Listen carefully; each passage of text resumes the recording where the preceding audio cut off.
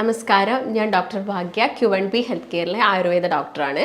ഒരുപാട് ആളുകളിൽ ബുദ്ധിമുട്ടുണ്ടാക്കുന്ന ഒരു കണ്ടീഷനാണ് യൂറിക് ആസിഡ് മൂലം ഉണ്ടാകുന്ന ബുദ്ധിമുട്ടുകൾ. പല ആളുകളിലും പല രീതിയിലാണ്. ഇപ്പോൾ സ്ത്രീകളിലാണെങ്കിലും പുരുഷന്മാരിലാണെങ്കിലും പല രീതിയിലാണ് അവരിൽ സിംറ്റംസ് കാണിക്കുന്നത്. കൂടുതലായിട്ട് കാണിക്കുന്നത് പെയിൻ തന്നെയാണ്. പക്ഷേ ഒരുപാട് ആളുകളിൽ പെയിൻ ഇല്ലാതെയും യൂറിക് ആസിഡ് ഇങ്ങനെ രക്തത്തിൽ കൂടുതലായിട്ട് കണ്ടു നിൽക്കുന്നത് നമ്മൾ കാണാറുണ്ട്.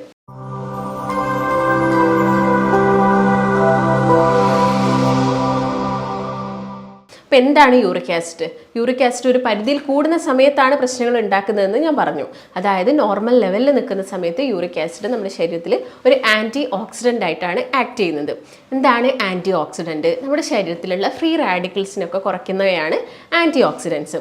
അതായത് ഒരുപാട് അസുഖങ്ങൾ ഉണ്ടാക്കുന്ന ക്യാൻസർ പോലുള്ള അസുഖങ്ങളൊക്കെ ഉണ്ടാക്കുന്നത് ഫ്രീ റാഡിക്കൽസ് ആണ്. അപ്പോൾ ഇതിനെ കുറയ്ക്കാൻ വേണ്ടിയിട്ടാണ് ആൻറ്റി ഓക്സിഡൻസ് നമ്മളെ ബോഡിയിലോട്ട് നമുക്ക് വേണമെന്ന് പറയുന്നത്.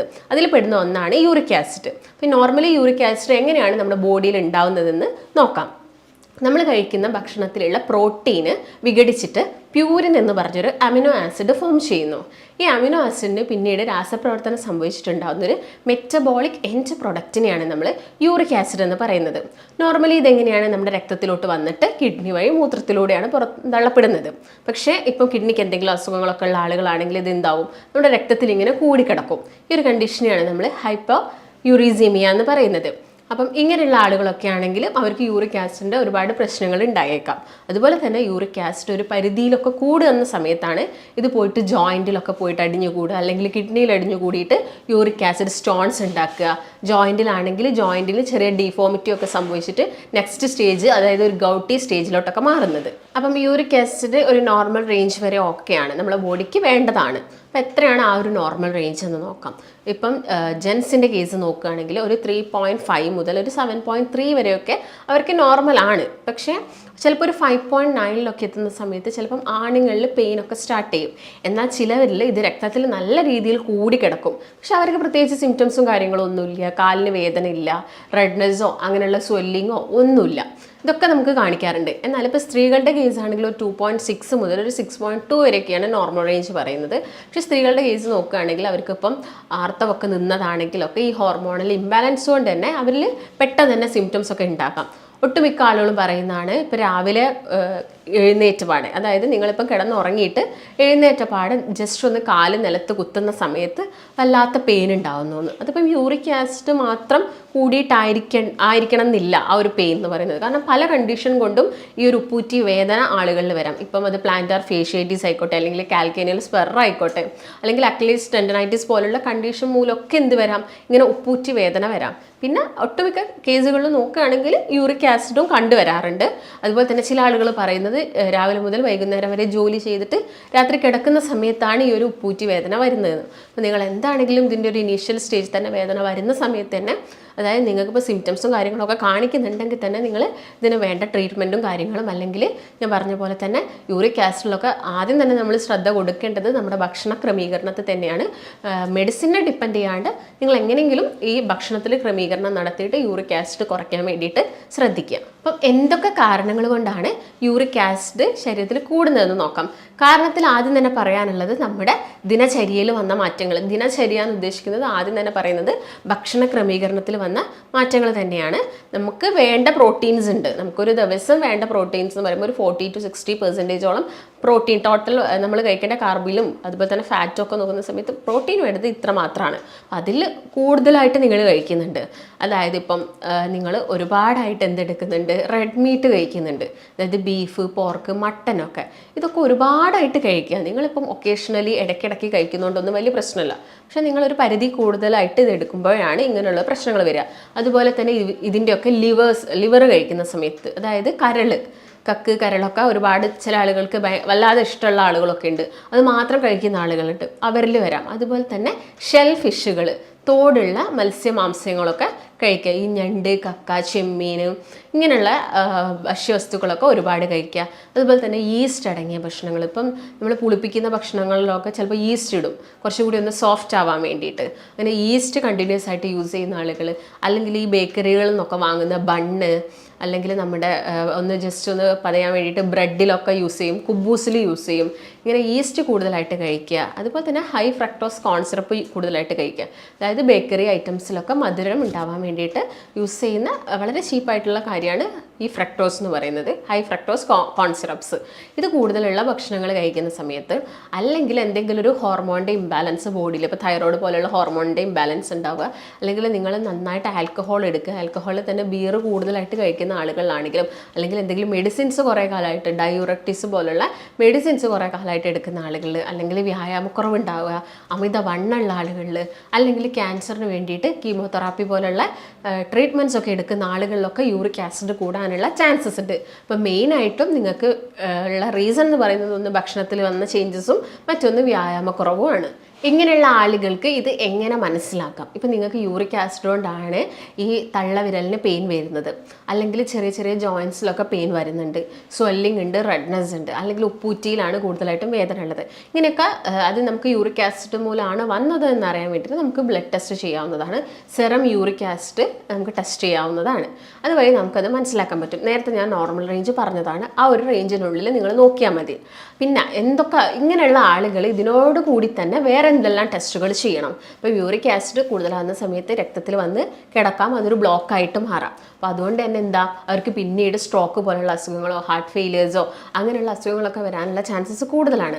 അപ്പോൾ അവരെപ്പോഴും അവരുടെ ലിപ്പിഡ് പ്രൊഫൈൽ ചെക്ക് ചെയ്യുക, കിഡ്നിയുടെ ഫംഗ്ഷൻ ടെസ്റ്റ് ചെക്ക് ചെയ്യുക.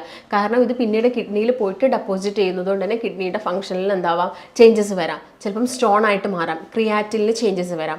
അപ്പോൾ അവരെപ്പോഴും അവരുടെ കിഡ്നിയുടെ ഫംഗ്ഷൻ ടെസ്റ്റ് ചെയ്യുക, ലിവറിൻ്റെ ഫംഗ്ഷൻ ടെസ്റ്റ് ചെയ്യുക. കാരണം ടോക്സിൻസ് ഒക്കെ റിമൂവ് ചെയ്യുന്നത് നമ്മുടെ ലിവറാണ്. ഇത് റിമൂവ് ആവാതെ ലിവറിൽ കിടക്കുന്ന സമയത്ത് ലിവറിൻ്റെ ഫംഗ്ഷനിലും എന്താവാം, ചേഞ്ചസ് വരാം. അപ്പോൾ ലിവർ ഫംഗ്ഷൻ ടെസ്റ്റ് ചെയ്യുക. ഇപ്പോൾ കീമോതെറാപ്പി ചെയ്യുന്ന ആളുകളൊക്കെ ആണെങ്കിൽ ഒരു 6 മാസം കൂടുന്ന സമയത്തൊക്കെ അവരുടെ യൂറിക് ആസിഡ് ടെസ്റ്റ് ചെയ്ത് കണ്ടുപിടിക്കുന്നതൊക്കെ ഒരു നല്ല കാര്യമാണ്. ഈ ടെസ്റ്റുകളൊക്കെ നിങ്ങൾ ഇതിൻ്റെ കൂടെ തന്നെ ചെയ്യുന്നത് എപ്പോഴും അനിവാര്യമാണ്. അപ്പോൾ ഇങ്ങനെയുള്ള ആളുകൾ ഭക്ഷണത്തിൽ എന്തൊക്കെ കാര്യങ്ങൾ ശ്രദ്ധിക്കണം? എല്ലാ പ്രോട്ടീൻസും നമ്മൾ കംപ്ലീറ്റ് ആയിട്ട് ഒഴിവാക്കണോ? വേണ്ട. നമ്മൾ കഴിക്കേണ്ട പ്രോട്ടീൻസ് ഉണ്ട്, നമ്മൾ ഒഴിവാക്കേണ്ട ഈ പ്യൂരിൻ അടങ്ങിയിട്ടുള്ളത് നമ്മൾ ചിലപ്പോൾ കുറച്ച് കാലത്തേക്ക് എന്ത് ചെയ്യേണ്ടി വരും, അത് ഒഴിവാക്കേണ്ടി വരും. പക്ഷേ അത് കംപ്ലീറ്റ് ആയിട്ട് ഒഴിവാക്കേണ്ട. നമ്മുടെ ആ രക്തത്തിൽ യൂറിക് ആസിഡൊക്കെ നോർമലായിട്ട് വന്നു, നിങ്ങളെ സിംറ്റംസും കാര്യങ്ങളൊക്കെ കുറഞ്ഞാൽ നമുക്ക് ഒക്കേഷണലി നമുക്ക് പ്രോട്ടീൻസൊക്കെ എല്ലാ പ്രോട്ടീൻസും നമുക്ക് കഴിക്കണം. കാരണം നമ്മളെ ബോഡിയുടെ ഗ്രോത്തിനും ഡെവലപ്മെൻറ്റിനും മസിൽ ഡെവലപ്മെൻറ്റിനും എല്ലാം പ്രോട്ടീൻസ് ആവശ്യമാണ്. കാർബോഹൈഡ്രേറ്റ്സും അതുപോലെ തന്നെ ഫാറ്റ്സും പ്രോട്ടീൻസും ഒക്കെ അതിൻ്റെതായ വേണ്ട അളവിൽ നമ്മളെ ബോഡിയിൽ കറക്റ്റ് ആവുകയാണെങ്കിൽ വേറെ പ്രശ്നങ്ങളും കാര്യങ്ങളും ഒന്നും ഉണ്ടാവുന്നില്ല. അപ്പോൾ നിങ്ങൾ ശ്രദ്ധിക്കേണ്ട കാര്യം ഞാൻ നേരത്തെ പറഞ്ഞ പോലെ തന്നെ ഒഴിവാക്കേണ്ടത് ഈ റെഡ് മീറ്റ്, അതുപോലെ തന്നെ ലിവർ, ഷെൽഫിഷുകൾ, ഇങ്ങനെ ഈസ്റ്റ് അടങ്ങിയ ബ്രെഡ്, ബണ്ണ്, അതുപോലെ തന്നെ കുബൂസ് കൂടുതലായിട്ട് എടുക്കുന്നതൊക്കെ കുറയ്ക്കാൻ വേണ്ടിയിട്ട് ശ്രദ്ധിക്കുക. പിന്നെ പ്രോസസ്ഡ് ആയിട്ടുള്ള ഫുഡുകളിലൊക്കെ കൂടുതലും ഈസ്റ്റ് ആഡ് ചെയ്യുന്നുണ്ട്. അപ്പോൾ അങ്ങനെയുള്ള കാര്യങ്ങളൊക്കെ കുറയ്ക്കാൻ വേണ്ടി ശ്രദ്ധിക്കുക. പിന്നെ കോളിഫ്ലവർ ഫാമിലിയിൽപ്പെട്ട കുറച്ച് കോളിഫ്ലവർ, ക്യാബേജ് ഇതൊക്കെ കുറച്ച് കാലത്തേക്കൊന്ന് കുറച്ചുകൊണ്ട് വരിക. അല്ലെങ്കിൽ നല്ല ബുദ്ധിമുട്ടുള്ള ആളുകളാണെങ്കിൽ അതൊക്കെ ഒഴിവാക്കുന്നതായിരിക്കും കുറച്ചുകൂടി നല്ലത്. അതുപോലെ തന്നെ ഒമേഗ 3 ഫാറ്റി ആസിഡ്സ് എല്ലാം മത്തി, അയിലൊക്കെ ഒരുപാട് കഴിക്കുന്ന സമയത്ത് യൂറിക് ആസിഡിൻ്റെ പ്രശ്നങ്ങൾ വരാം. നിങ്ങൾ നോർമലി ഇപ്പോൾ ദിവസവും 2 കഴിക്കുക, അല്ലെങ്കിൽ ഇപ്പോൾ നിങ്ങൾക്ക് എല്ലാ ദിവസവും നിങ്ങൾ മത്തി കഴിക്കുകയാണെങ്കിൽ നിങ്ങൾക്ക് മടുക്കാം. അപ്പോൾ നമുക്ക് ഓൾട്ടർനേറ്റ് ആയിട്ട് നമ്മൾ എന്തെങ്കിലുമൊക്കെ മീനൊക്കെ എടുക്കുന്ന ആളുകളായിരിക്കും. പക്ഷേ നിങ്ങൾ എല്ലാ ദിവസവും മത്തി കഴിക്കുക, അതും ഒരു 5-6 മത്തിയൊക്കെ എടുക്കുക, അയിലൊക്കെ എടുക്കുന്നുണ്ടെങ്കിൽ ചിലപ്പോൾ യൂറിക് ആസിഡ് കൂടാനുള്ള ചാൻസസ് ഉണ്ട്. അപ്പം അതിൻ്റെ ഉപയോഗം എന്ത് ചെയ്യാം, കുറയ്ക്കാൻ വേണ്ടിയിട്ട് ശ്രദ്ധിക്കുക. അതുപോലെ തന്നെ ഇപ്പം യൂറിക് ആസിഡിൻ്റെ കൂടെ തന്നെ നിങ്ങൾക്ക് കിഡ്നി സ്റ്റോണോ ബുദ്ധിമുട്ടുള്ള ആളുകളൊക്കെ ആണെങ്കിൽ പയർ വർഗ്ഗങ്ങൾ എന്ത് ചെയ്യുക, മുളപ്പിച്ച് കഴിക്കാൻ വേണ്ടിയിട്ട് ശ്രദ്ധിക്കുക. അപ്പം ആഴ്ചയിൽ നിങ്ങൾക്ക് 1-2 തവണയൊക്കെ പയർ മുളപ്പിച്ചിട്ട് കഴിക്കാം.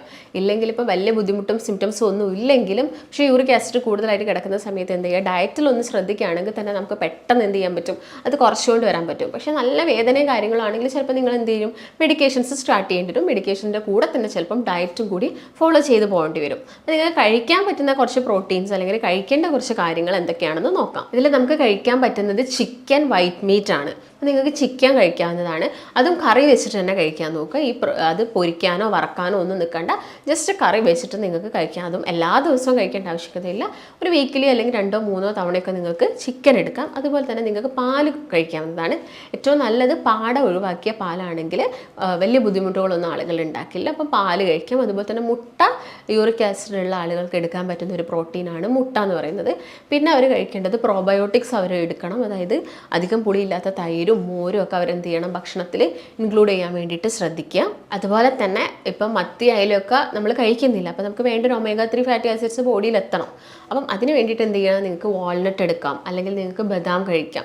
ഇതിലൊക്കെ ഒരുപാട് ഒമേഗ 3 ഫാറ്റി ആസിഡ്സ് നമുക്ക് തരുന്നതാണ്. അപ്പം ഇതൊക്കെ നിങ്ങൾ കഴിക്കാൻ വേണ്ടി നോക്കുക. അല്ലെങ്കിൽ നിങ്ങൾക്ക് നിലക്കടല കഴിക്കാം. അപ്പം എല്ലാ ദിവസവും കഴിക്കേണ്ട, ഞാൻ നേരത്തെ പറഞ്ഞ പോലെ ആഴ്ചയിൽ 1-2 ദിവസങ്ങളിലൊക്കെ നിലക്കടല എടുക്കുക. അതുപോലെ തന്നെ വിറ്റാമിൻ ഡി നമ്മുടെ ബോഡിയിലോട്ട് നന്നായിട്ട് വേണം. അപ്പോൾ വിറ്റാമിൻ ഡി കിട്ടാൻ വേണ്ടിയിട്ട് നിങ്ങളൊരു 11 മണിക്ക് ശേഷമുള്ള വെയിൽ നല്ല രീതിയിൽ കൊള്ളാൻ വേണ്ടിയിട്ട് ശ്രദ്ധിക്കുക. അതുപോലെ തന്നെ ധാരാളം വെള്ളം കുടിക്കുക.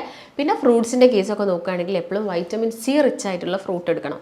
വൈറ്റമിൻ സി എന്ന് പറയുമ്പോൾ കൂടുതലായിട്ടുള്ളത് പുളിയുള്ള ഫ്രൂട്ട്സുകളിലാണ്. പേരക്കയിലുണ്ട്, ഓറഞ്ചിലുണ്ട്, അതുപോലെ തന്നെ മുസമ്പിയിലുണ്ട്, പപ്പായയിലുണ്ട്.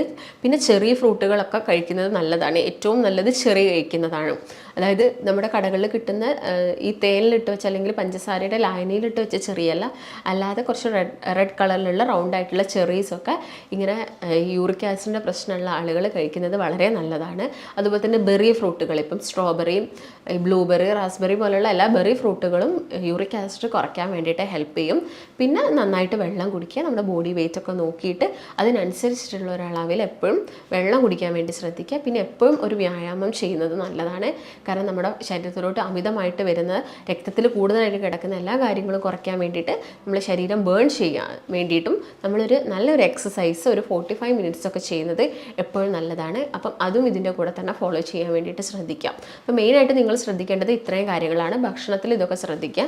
എന്നിട്ടും നിങ്ങളെ യൂറിക് ആസിഡിൽ വലിയ മാറ്റങ്ങളോ കാര്യങ്ങളോ ഒന്നുമില്ലെങ്കിൽ നമുക്ക് മെഡിക്കേഷൻസ് നമ്മൾ പ്രൊവൈഡ് ചെയ്യുന്നതാണ്. അതിൻ്റെ കൂടെ തന്നെ നമുക്കൊരു ഡയറ്റും നിങ്ങൾക്ക് അഡ്വൈസ് ചെയ്ത് തരാൻ പറ്റും. നമുക്ക് ഡയറ്റീഷ്യനും കാര്യങ്ങളൊക്കെ ഉള്ളതുകൊണ്ട് തന്നെ അവർ കറക്റ്റായിട്ട് നിങ്ങളെ കൂടെ നിന്നിട്ട് കാര്യങ്ങളൊക്കെ പറഞ്ഞു തന്നിട്ട് ഒരു 1 മന്ത് ഡയറ്റ് പ്ലസ് മെഡിസിൻസ് നമ്മൾ ചെയ്യുന്നതാണ്. അപ്പോൾ നിങ്ങൾക്ക് എന്തെങ്കിലും സംശയങ്ങളോ കാര്യങ്ങളോ ഉണ്ടെങ്കിൽ താഴെ കാണുന്ന നമ്പറുമായിട്ട് ബന്ധപ്പെടുക. നമുക്ക് മറ്റൊരു നല്ല ഹെൽത്ത് ടോപ്പിക്കുമായിട്ട് വീണ്ടും കാണാം. നന്ദി.